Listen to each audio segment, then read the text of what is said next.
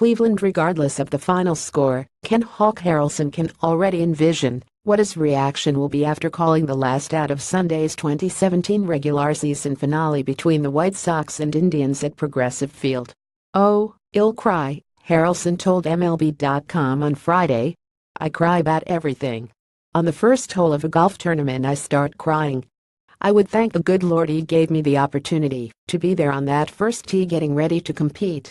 Harrelson's pending emotions are tied to what will probably be the last 3 road games broadcast by the iconic television voice of the White Sox.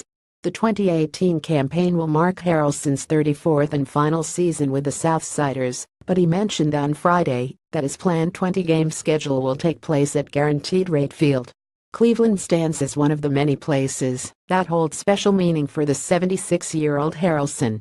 He hit 27 home runs for the Indians in 1969 and played 3 seasons there altogether. Although Harrelson hit 131 career home runs over 9 seasons, finishing third in the 1968 American League Most Valuable Player Award voting, he will be most remembered for his unique and colorful broadcasting style. His catchphrases transcend generations, with both Todd Frazier's and Yoan Moncada's young sons putting forth the "you can put it on the board yes home run" call on social media. "I used the catchphrases for so long as a kid that when I first sat in a chair anywhere to do baseball I had to stop myself from saying things he said because they were his," said White Sox television play-by-play announcer Jason Benetti, who will transition from home broadcasts in 2017 to become the voice of the team in 18.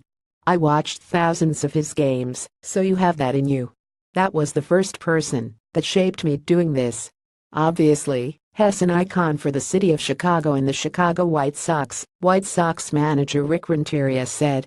He still has so much information that he can share with players and managers and coaches from the sum of the experiences Hess had.